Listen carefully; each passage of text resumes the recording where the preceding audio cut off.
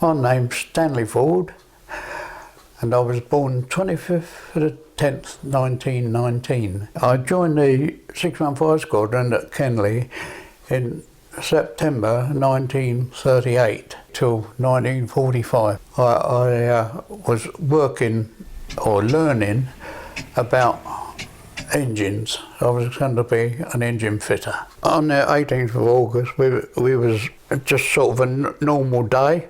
It was quite a sunny day, I remember. And anyway, we was on readiness that day, and we heard that there was a big amount of aircraft coming around the coast, sort of thing, and we was told that you know, we might have a scramble, you know, so we was sort of all ready for it.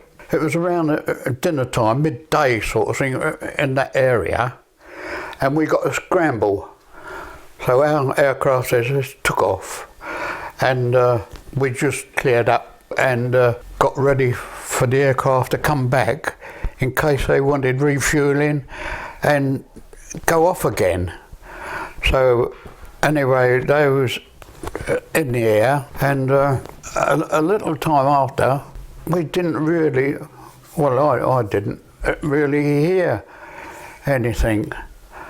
And then all of a sudden there was a terrific roar, and at the, like, I'm this side, the aerodrome, and they come from the other side, you know, where the main buildings are. And they were saying about 8 or 9 Dorniers, and they came across there, and they was right on, more on the ground, more or less, you know, very, very low. And as they come over, they dropped loads of bombs, and they dropped some, you know, a bit too late for the buildings, and they landed on the airfield, and they skidded. All, you know, loads of them skidding, and I'm standing there by the dispersal, and I was sort of looking at it, and I thought, well, I can't do nothing. If one comes towards me, I'll jump over it, you know, nutcase. And anyway, none came right over there, so I was lucky. But there was some, you know, that didn't detonate. You know, well, there was about 3 or 4, I remember, detonated, but all the others didn't.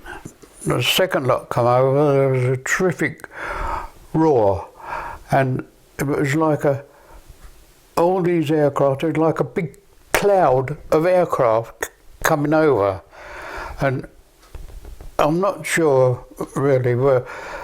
There was a lot of smoke and all that coming up, and I don't know whether they dropped very many bombs on the main buildings or not. I expect they dropped some, but I you know, I was otherwise engaged, sort of thing, you know.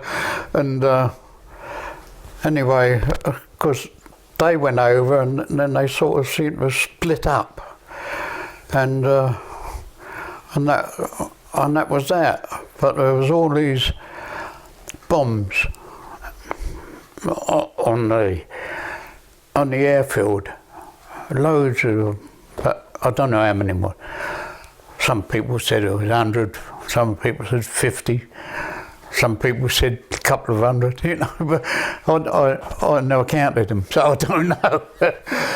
Everybody that was able to got stuck into, you know, trying to find out where people were injured, and the army was called in for about these bombs on the grass and all that. So anyway, it took about 2 to 3 days. Everything was cleared up, and while the raid was like aircraft couldn't land, come back to Kenley and land, so some of our aircraft went to Croydon, and I believe some went to Red Hill.